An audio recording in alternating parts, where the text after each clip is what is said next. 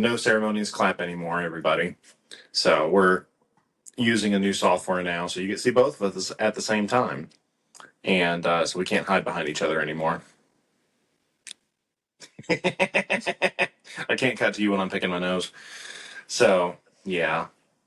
Anyway, hopefully this will help us get stuff out there faster, because I know we keep saying we'll get back to a regular release schedule, and then we don't, and it's really just been a technical issue. But we have different equipment, better software, all the things. Well, I also feel like we should preface what kind of stuff has gone on the last, 2-3 weeks why we haven't recorded. Yeah. So, well, and we've kept y'all up to date some on job stuff. So Michelle's working 2 full-time jobs right now. She's working a Monday through Friday corporate schedule and still somehow making 24/72s work. Very thankful to the corporate employer for being flexible with us on that. And I'm still working 24/72. I no longer have a part-time job because there's really no need for one at this rate. Plus, where the hell would we find time? Not. None. Yeah. And we put it out there on TikTok, but this last week, well, a week ago today, we secured primary custody of my son. So we have a full house now, and that has been a very full week of adjustments and lots of new things and lots of preparations for the summer and next school year. So we finished 75 hard finally. That was another hassle in this, because getting all of that stuff done and still having time for our life as a family and dealing with all the other things and work and trying to do all of this, it was a lot. So I think basically what we're trying to say is we're glutton for punishment and we live life 3 months at a time because we're already planning for the next school year. Yeah. So anyway, everybody's happy, healthy. We're all fine. We're here. We're alive. We're not going anywhere. Just been running a little behind. I'm really excited with this new software because 1, it does about 90% of the work for us. 2, it should expedite my processing such. So, we can record in the evening and I can have this done and out. Once I get the process down better, I can have this done and out by morning instead of having to find a whole ass of the day to edit stuff. So I'm very, very, very grateful for that. So, and we may start doing lives with the podcast. So, you get a live broadcast while we're actually doing it. Maybe we have some mechanism. I think there's a live chat feature built into this where people can actually interact with us and talk with us live while we're recording. Maybe the 5 people that would, who seem to have that kind of dedication right now. But anyway, all good things coming. Very excited about it. Very glad to be back. It's been a lot. I can't ask patients A&O questions right now because I'm not oriented at all. So, baby, what are we talking about today? Well, we're continuing with our topic of covering our 4 core values again. A month later. Yeah, kind of. But we're continuing with that topic. And today we decided, so we were kind of getting down to accountability, and so rigorous accountability and clinical discipline. Well, with recent developments and conversations and just all of the shenanigan shit going on, we decided to settle on accountability for now. So we're talking about accountability, people. So the previous episodes we've talked about troubleshooting issues with core values. We've kind of gone a tit for tat of problem solution. This one's going to be a little bit more fluid in that there's a list of problems and symptoms of problems, but the solutions are not going to one-for-one match up. It's more of just a general, these are the kinds of issues we have, and these are the kinds of things that are going to ultimately, if we do them consistently, solve all of those problems, ultimately. Mm-hmm. So, or I should jump right into it. The first one is I kind of just came up with the title of it, but everybody's going to know exactly who I'm talking about, and that is the John Wayne medic stereotype. And that's someone who they and mind you, we don't believe in cookbook medicine. We are not cookbook medics. We believe in using proper clinical decision making to adapt whatever protocols necessary to give your patient the best outcome. But there are people who say, fuck protocol, period. I'm just going to do what feels right and hope it works out in the end. And that's the John Wayne medic stereotype that we have glorified because what are we? We are the redheaded stepchild of EMS, not EMS, of healthcare and public service. And public service as a whole. And people already don't like us anyway, so we're like, fuck it. Why not make it worse? Why try to make it better? We're talking about like the cowboy medicine. You always hear people talking about, oh, let's cowboying out here. And it's not like, using duct tape to fix things or, finding workarounds when equipment fails. We're talking about the people that are doing like highly inappropriate things, shouldn't be done. And then their response, when challenged as to why they did it, they're like, oh, well, we're progressive. We're going to figure it out. It's like, okay, but why are you giving this drug to this patient for this thing? Mm-hmm. Actually, I heard about a newer paramedic who basically thinks that he's a doctor. I mean, he is the definition of a paragod. When he latches on to a topic, he decides to research it, which at baseline, I don't have an issue with. I am all for continuing to research. But his problem is he literally read one fucking study about amio being used to treat. It was something random that like you don't normally hear amio being used for. So when he was on a call, he decided because he read one fucking study that had not been confirmed, he decided to use amio on that patient. Well, he got his ass absolutely chapped, and his fallback was, "Oh, well, I read a study on it." Okay, cool. Reading a study doesn't mean you have license to do so. I've read studies on random things I can't fucking do. Well, and come to find out it was an abstract. It wasn't even the full documented study, and it hadn't been confirmed by somebody else. But point being, his fallback was, oh, we're cowboys, advancing medicine, blah, blah, blah. It's like, bro, you didn't even do the proper, research, the proper preparation. You didn't call med control. Like, that kind of stuff is not good. Yeah. Like, it's cool and all that you want to be a rebel. Awesome. That's not going to help our industry. It's not going to help you. It's not going to help your patients. It's not going to help any fucking thing. Because if you're trying to freeball everything, you have no accountability. And that creates a lot of very dangerous, very reckless situations and decisions that do not mix well in the real world. Well, and the problem is, because it worked out and helped the patient, I guarantee you, because of the kind of person that this person is, that it reinforced, oh, well, he can get away with it because you had a good patient outcome. But then again, if something bad happened, yeah, he learned a lesson, but at the expense of the patient. Well, and it's one thing if that was a lesson learned while doing the right thing. Mm-hmm. But when you have to learn that lesson while doing the wrong thing, that's not great. That's not that. No.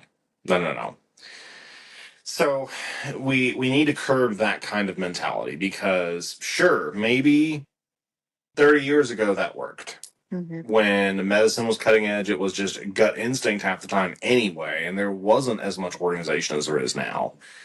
Doesn't work anymore. We can't keep doing this shit. So that's one issue. One issue we face with accountability right now is that John Wayne medic stereotype. The other one is one that you and I were just talking about beforehand. And that would be I don't have it in front of me. What we were just talking about before. About people behaving one way on the street and another way in front of leaders. Oh, yeah. Yeah, so I'm not going to share an extensive, detail and all that because we never name our employers. But I find myself in a new position, not position, but a new role that I've never been in before, and I'm part of like a hiring committee basically. And something that I'm consistently seeing that I think is interesting is, these people are applying for positions for, different roles, stuff like that. And what I'm consistently hearing is, upper management is like, "Oh, this person is so great. They're so sweet. They're so professional. They do their jobs, blah blah blah." And me, who started in a field position before getting this new job, I'm like, when have you last worked with this person? Because I can only imagine. everything that you're saying is the exact opposite of what this person is. Like when I see this name and I'm just like, this person has no business being in healthcare because they're such a piece of shit. Like, and I don't even mean like it's a personality clash. I mean like literally, some of these people don't even know how to talk to patients professionally. They don't know how to talk to their partners professionally. It I'm not full of myself in the fact that I think I'm infallible, but I think I'm pretty good at my job. I'm polite to patients. I'm professional. I do my job. I do my due diligence and assessment. I treat all crews professionally. I even offer to take the BLS calls if they're uncomfortable with it, or even if they're just down a bunch of calls. I'll be your stretcher fetcher. I am the best. Literally. I'm the fetchiest stretcher fetcher on the fucking planet. I'm the stretch god. The But like, stretchiest, fetchiest stretcher fetcher on the planet. say that 4 times fast. But like, I am easy to work with. And if these people will talk to me like I don't know what I'm doing, how the fuck are they going to talk to new people? And just the lack of accountability and the assumption that because you kiss ass to upper management that you're going to get this position, like that's so fuckity. You should have accountability for yourself just as, upper management expects accountability from everybody. Like you can't act like a piece of shit to everybody else, but then when management around, act perfect and then assume that you're going to get a promotion or a position or responsibility, Yeah. what have you. It pick something. Well, I would just imagine, because obviously I don't, I don't get to be a part of the things that you're a part of and the discussions you have, but I would think that leaders would, recognize that that's a reality that people behave differently around them than they do around patients and coworkers and everything. Mm-hmm. I don't know. I'm not in that position where I have to make those calls, but I would think that you would take that in consideration and say, I have the intellectual honesty to acknowledge that you're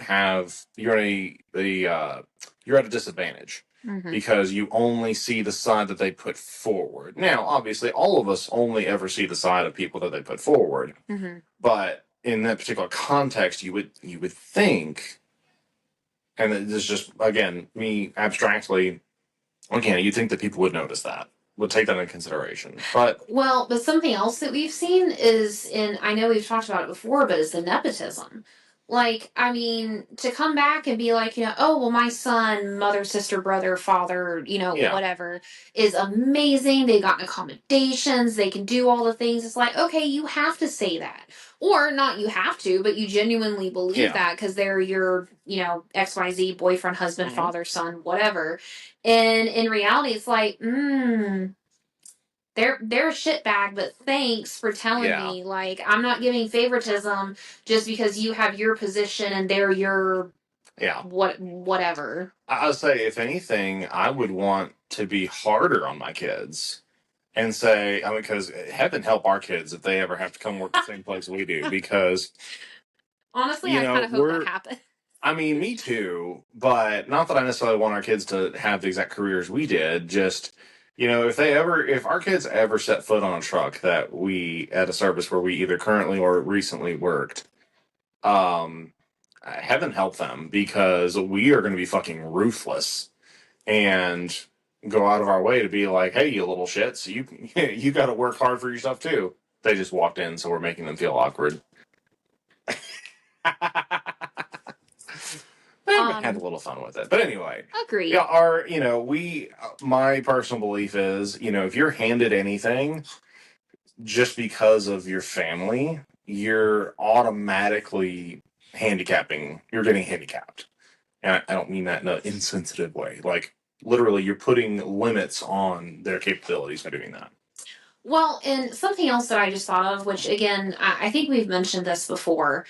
When we're talking about accountability, you need to be held accountable for what you say, Mm-hmm. because word of mouth travels. We've said this before.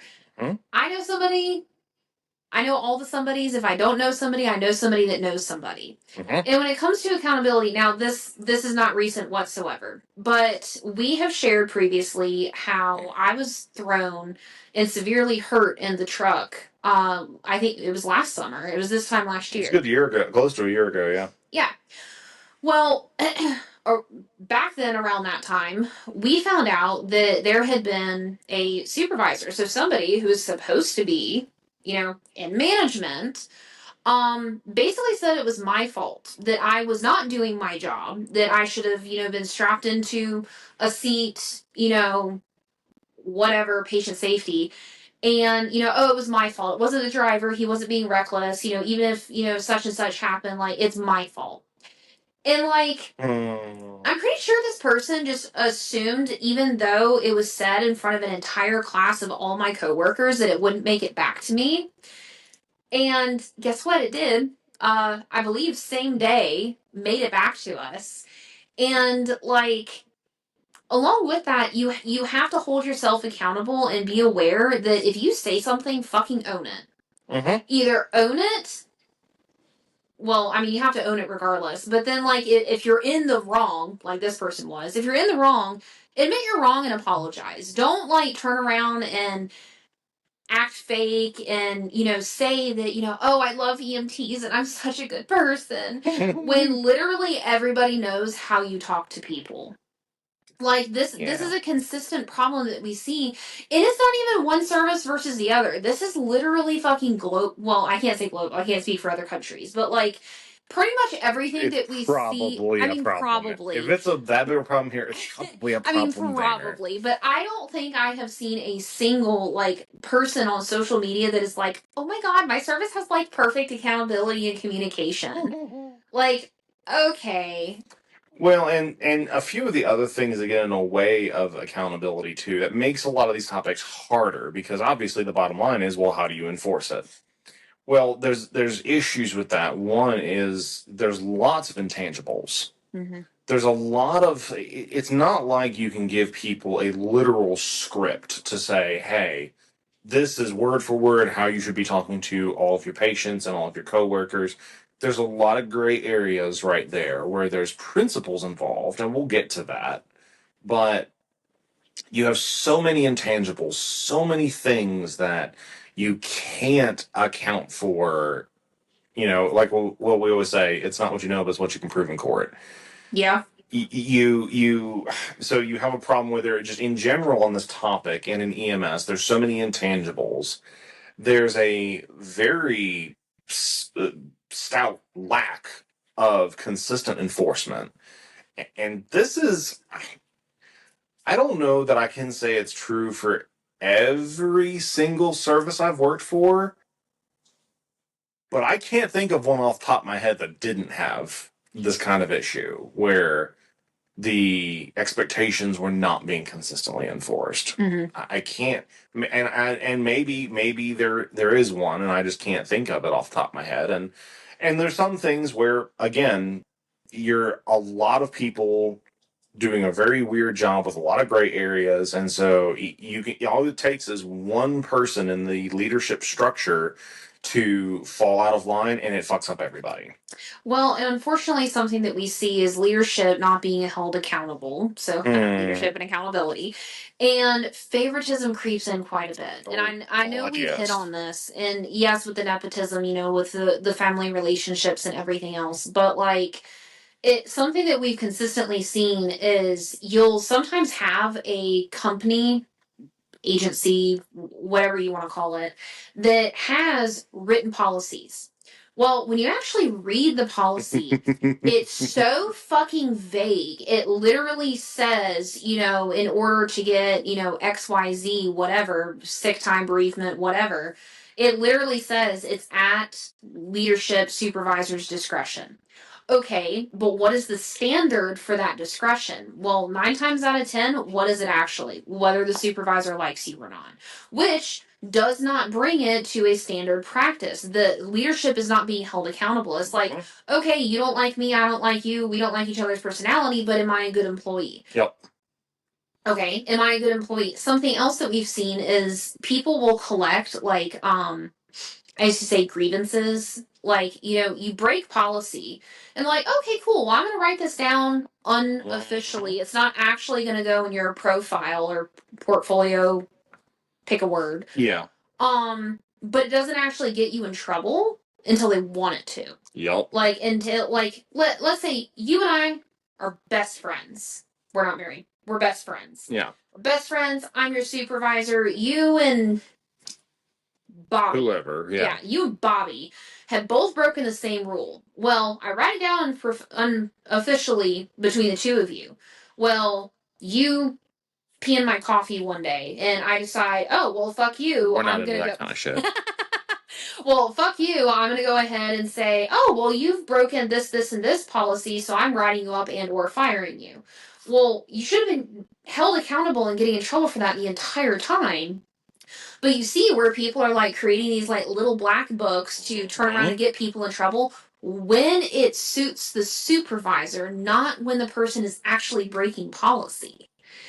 And kind of the inverse problem of that is when people won't keep a paper trail when they should. Yep.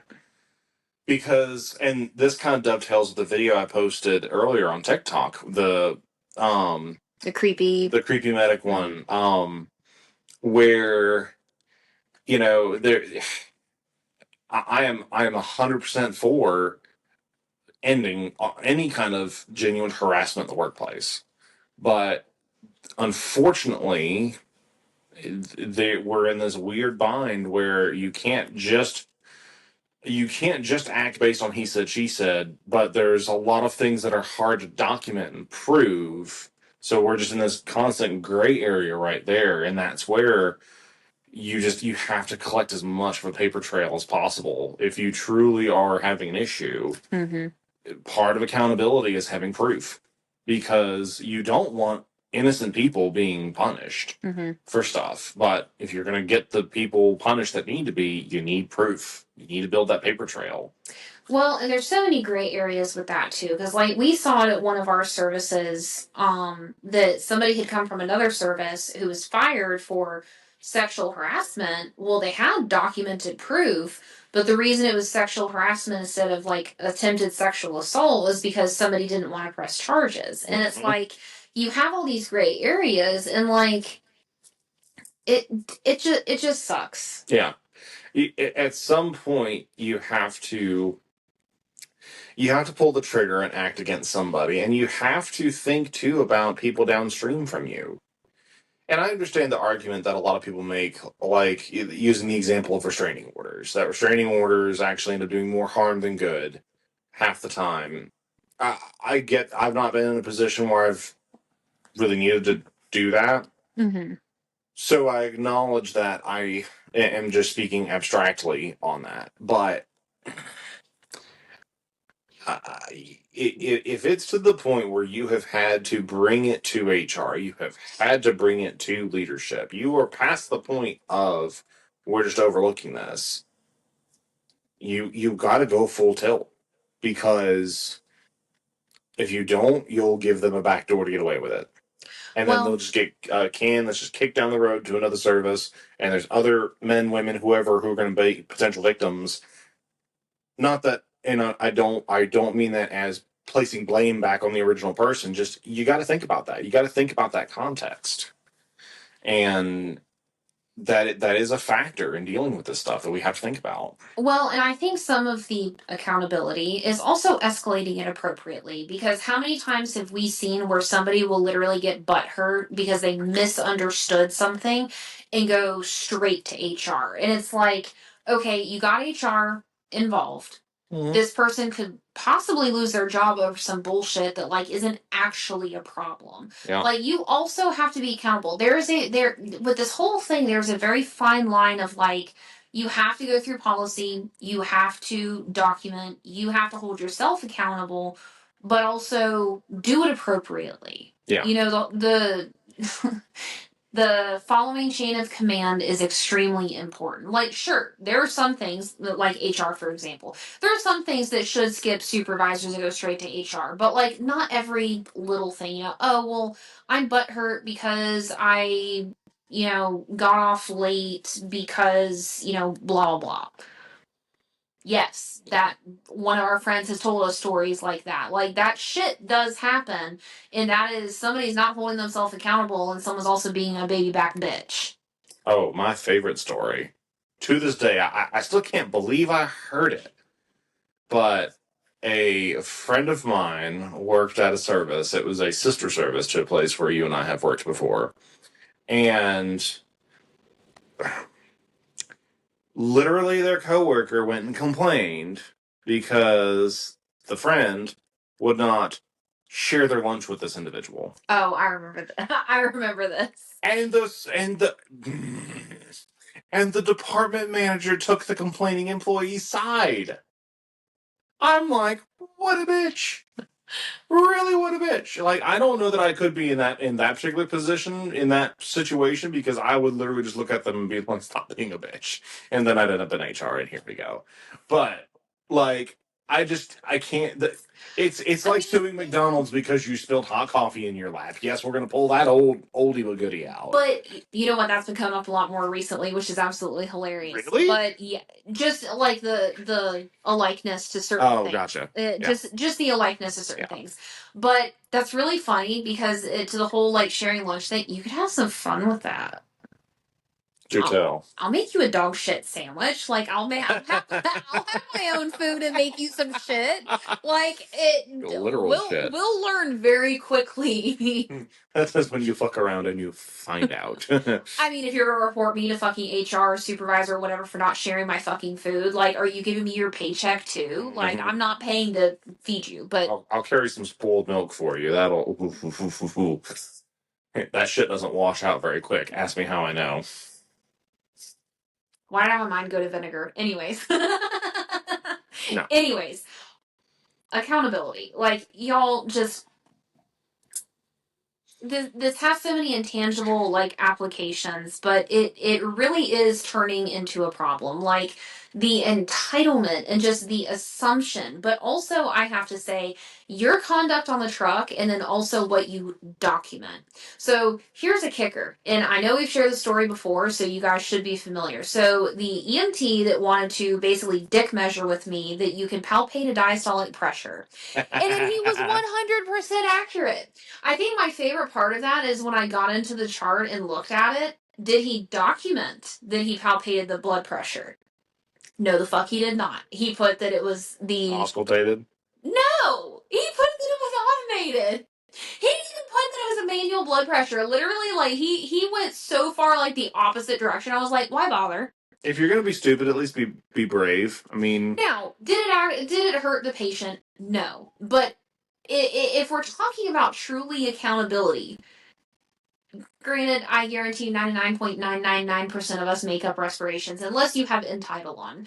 But I fall back on, like, with the whole accountability, like, how are you going to throw an entire bitch fit that you can palpate a diastolic pressure and then not put it?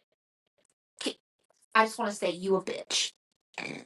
I'm sorry, but you're going to tell me that I don't know how to do my fucking job over palpating a blood pressure and then not even document it? Yeah. There you go. I'm... Accountability, people, document appropriately. So, and I'm sure there's a whole host of other problems that we could go dig up that I'm sure you're all familiar with. Share some. Reach out to us. Yeah, it's a fair point. That's a fair point. It might be another TikTok video in the morning. Literally, yeah. Like, what accountability issues do you see? Because I mean, we could probably sit here and talk all night between calls and everything. I'm gonna make myself a note about that. Yeah, because why the fuck not? So anyway, now that we've talked about all these lovely things, what do we actually do about them? Because this is obviously a chronic fucking problem in this job, and we don't really seem to be all on the same page about how to fucking solve it. And in the same way that the problems, there's a list of a lot of intangible problems. The solutions have a lot of intangibles too, and it really ultimately, the bedrock solution for all of this is morals and ethics. With morals being your operating principles that are, generally accepted by society. There's some variation there, but we generally have an understanding of what morals are, what the moral things to do are. And ethics is the actual, like, blow by blow, practical application of those things to everyday life situations. Mm-hmm. Which, I mean, the easiest way to sum that up is you know how talking to a patient is supposed to be respectful. You know how you're supposed to be professional. Accountability. Tuck in your shirt if you're required to tuck in your shirt. Mm-hmm. Do I like tucking in my shirt? No, I don't like tucking in my shirt. But, what? No, it's just funny. The idea of, like, intentionally not tucking my uniform shirt in because of all the, like, thingies on my belt is like a hard no. Oh, I'm just saying I don't like that. Personally. I do it because it looks better and it feels better. I just don't like the actual act of tucking in my shirt. Like, it's just a process of, like, the shirt against skin versus, like, pants or whatever. Yeah. Yes, I know, I got a touch of the tism. But I mean, I'm still gonna do it. Yes, it's professional. Two, it's just functionally appropriate. But, like, point being, with the morals, it's the publicly accepted things. You know how you should talk to grandma. You know how you should be talking to people, even if they're irritating as fuck, and this is the 10th time today that they have called. Mm-hmm. There's one thing about talking to them professionally, and then you do have the moments where you have to, what we call parent, or, I say mom, a patient. And that's more stern, but it's still professional. Yeah. I can't tell you how many times, maybe we talked about it on the podcast, where you have the providers that just get pissed off, walk into a scene, and are immediately confrontational to patients, and it just makes everything worse, and it's unprofessional. Hold yourself accountable and know that you should be talking to patients and coworkers, nursing staff. Even if that nurse is being a bitch, you still have personal accountability to be respectful. Mm-hmm. And guess what? If she's or she, he, whoever, if the nurse is disrespectful to you, even when you're being respectful, you have the higher ground, my friend. Mm-hmm. Be Obi-Wan, not Anakin. And I think... How did you just bypass that reference without even a fucking giggle? I'm offended. He can continue. Well, I think piggybacking on that, a mentality that gets in the way of these discussions that we need to just put to death, to be completely honest, is the whole "I don't give a fuck" mentality. Mm-hmm. Anytime you have these conversations about intangibles, about how to properly talk to people, about going the extra mile, I just don't give a fuck. What are you, 4? Seriously. This mentality of "I don't give a fuck," I don't know where along the line we thought that was cool, professionally speaking, to have that attitude towards your fucking job. But guess what? When you suddenly start getting passed over for shit, when you suddenly start not being able to get jobs because of your fucking attitude, I think it's probably, it's too late for you to give a fuck because the damage is already done. Mm-hmm. But that should be the wake-up call that you should go ahead and give a fuck. Because sure, when you're young, dumb, and full of cum, maybe it doesn't matter that much to you. But when you're looking at, hey, I don't want to be stuck on the truck for the rest of my life, and you have forced yourself into this island where you have no options but to stay on the truck because you have made yourself so undesirable and unhireable by everybody and every agency. Now, how does the I don't give a fuck mentality sound? It fucking doesn't. It doesn't work. Your reputation is your responsibility, and you need to own it because it's not going away. Your reputation doesn't just exist in this ether somewhere. It exists right here. When people first see you, your reputation does walk in the door before you do. And you need to own that and be in the driver's seat of that. Otherwise, none of this is going to get any better for you. You're going to have a rough, fucking miserable life. Well, and there are two sides to the whole, I don't give a fuck. It's one thing of, I don't give a fuck and you're gonna be a piece of shit and you don't care if people don't like you. Okay, that's what Daniel's talking about. Mm-hmm. Fuck you, that's an inappropriate way. Yep. But if we're talking like the people, I guess kind of like us, that are outspoken against the bad shit, we don't care if you don't like it. Mm-hmm. We're gonna say it. Yeah. But it's the right thing. It's the providers that don't give a fuck about joining the cliques, being besties. I'm not setting out in my current job to be besties with everybody. I have no doubt I'm gonna piss people off. I've already pissed off some people. But that's the kind of give a fuck that's important. Doing the right, moral, accountable, ethical thing to make your job better, to do your job well, to hopefully make the service better.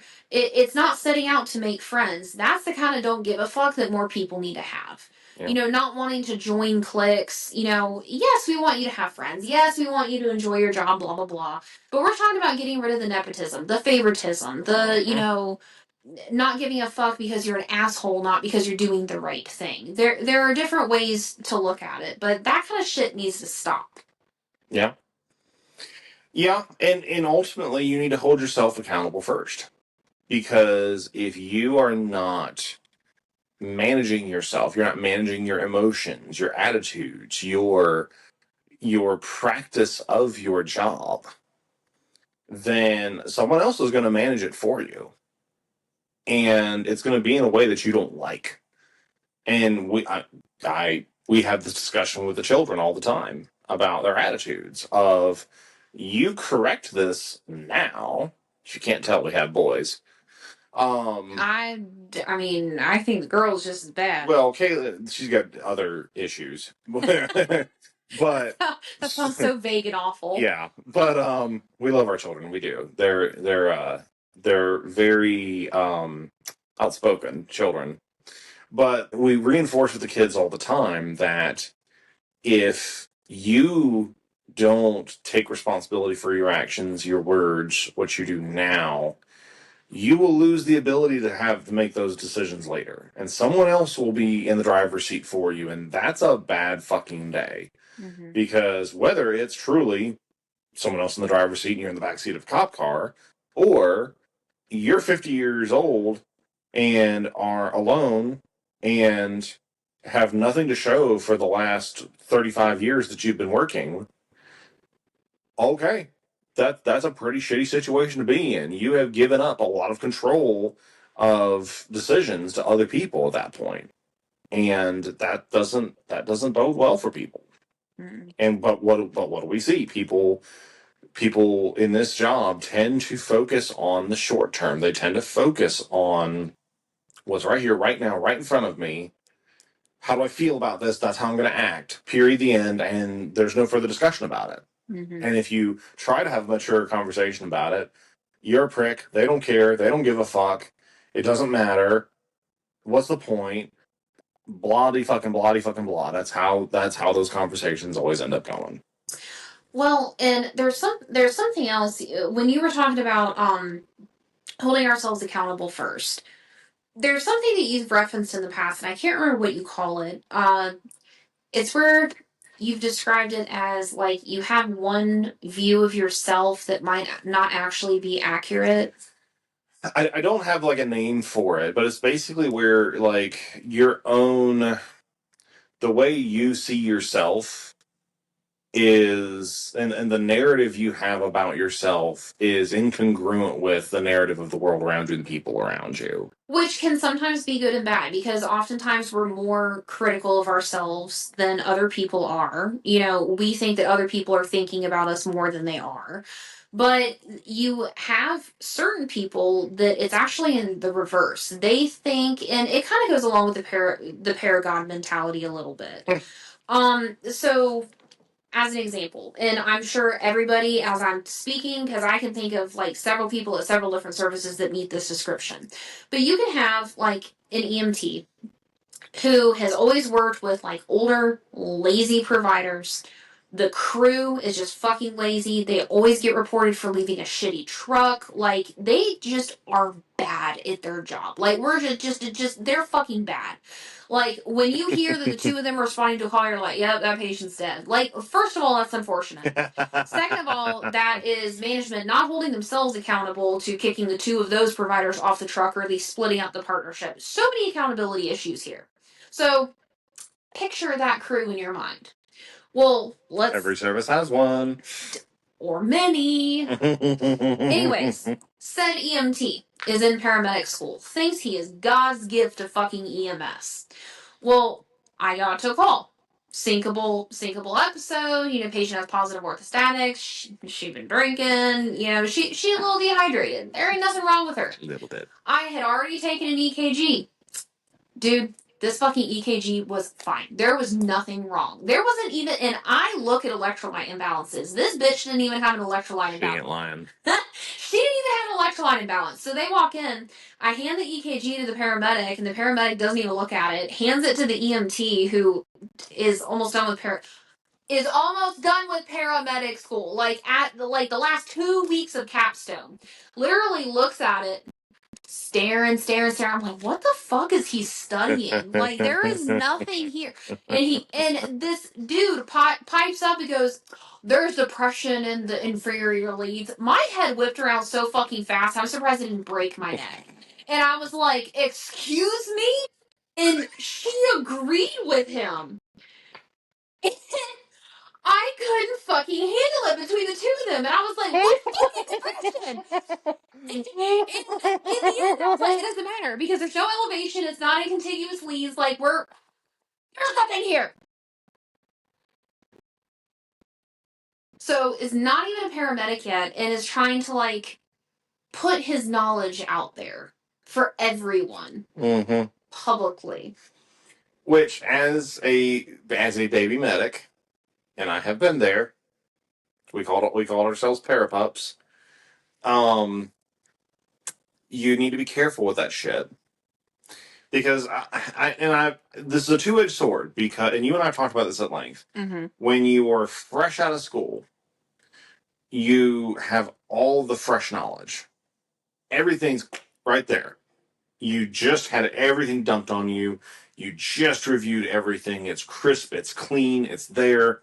Awesome. So yes, I personally see brand new paramedics as invaluable, and obviously that the caveat is depends on who they are. But as in principle, and the program, but in principle, I am very attentive to what brand new paramedics are doing and thinking, because even though they don't have some of the same instincts, they are hyper aware of what's going on. So yeah, it's great. It's awesome. However, I was about to say, there's a build up to that. I was going to say, because I'm not one to talk shit about new providers. No, I know you're not. I'm saying, however, with that needs to be some self-imposed humility and maybe not running your mouth so much as a brand new provider.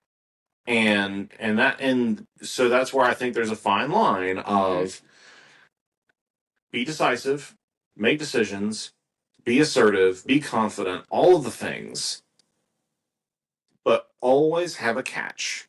that you're willing to listen, you're willing to spin on a dime and change what you're doing in light of new evidence, new input, whatever. So, but when you're all about, when you just have zero blind side, or you don't think you have a blind side, and you just are whole hog, well, cool, I'm a paramedic now, so I can do everything, teach everything, I'm the shit. No, that's Well, recipe for disaster. Well, and what I'm getting at too is kind of like, instead of almost doubting yourself and having imposter syndrome, you have some providers that don't take accountability and have the self misconception that they're actually better than they are. Having the accountability of taking care of your truck, doing appropriate patient care. Like there's just a cognitive dissonance a lot, and it can go both ways. I guess was kind of more so my point. Like there's all this evidence that says that you need to study more, and yet you're sitting there trying to impose this. There's depression, and no, there's not. Well, and I guess there's a general tip for newer paramedics. If you're in a situation where you walk in the room, you are not the first paramedic to lay hands and eyes on this patient. And let's say you're just handed a 12 lead with no context. Or and not even that, even if you're just handed a 12 lead and everybody's like, hey, yeah, go ahead and look at this, and they're not obviously not doing anything crazy at the moment. That is not the time to start spouting shit in front of the patient. Because, one, you're probably wrong. But if you're not, you also don't want to undermine those other providers in front of the patient. Because that's not professional either. So let's say you're the third paramedic on scene and the other two missed a whopping fucking STEMI. Cool. Lead up and don't try to belittle the people that were there in front of you. They could be dumb as fucking rocks. Maybe they just are fucking having a day. And they're normally rock stars, they're on top of their job, they've got it, and they just fucking missed something. I don't know. It's not the time to go run your fucking mouth. 2 o'clock in the morning with the baby T-Rex doing the like I love that meme. The T-Rex is bumping in your head. Yeah. So again, it's all intangibles, but think before you speak. And this doesn't apply just to new people. This applies to older people too. The older generation. We miss stuff. Well, and I can't say who's worse than the other. I mean, it's just you're that delightful in between where I'm not a baby, but you're not the baby, but you're not in the decade. I'm not like you. And I don't even consider myself old, but of what's left in the field, I guess I'm becoming an old fart. He's age old too. Don't let him lie. You know. Anyways, I don't even think that years of service matter because you have the brand new people that are awesome, you have the old people that are awesome, and then you have the opposite where whether they're new or they're old, they suck. So the biggest thing is maintaining accountability at all times throughout your career. You are never going to grow out of making mistakes. If anything, you'd be complacent the longer you went. There's so many applications to it. Like we couldn't even go through and make scenarios and role play anything. The biggest thing with accountability is have good morals, have good ethics. At a baseline, you know what is appropriate to do. Like, I'm sorry, you do. And just know that you are never above making a mistake. And you have to take ownership of it, extreme ownership and leadership, but also accountability. Well, and you dovetailed into kind of, I guess, my closing thought, which is when you mess up, fess up. Mm-hmm. Straight up. Doesn't fucking matter if it was the dumbest mistake of your life or you just completely missed something. Fess up to it. Because at that point, you are signaling, hey, I know what's wrong. I get it. I'm identifying this right here, right now. We don't have to step around it. We don't have to send any emails. We don't have to make it a thing. Like, I'm acknowledging what the problem is, and I'm turning myself fucking in for it. Let's roll. You will not go wrong with that.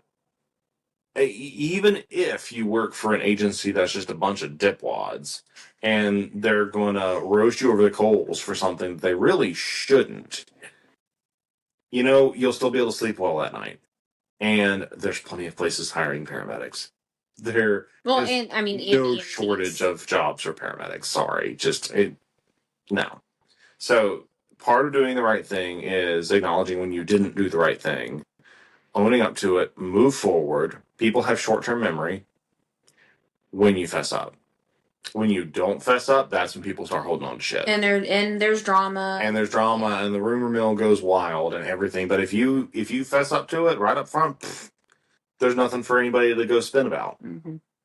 So yeah. Anything else you want to throw in there for everybody? We could talk on this forever. There's too many stories, too many examples, too many memories. Yeah. Yeah. So if you learned something, good. Share it with your friends. If you were offended, good. You probably should be. I'll talk to you guys next time. Bye bye.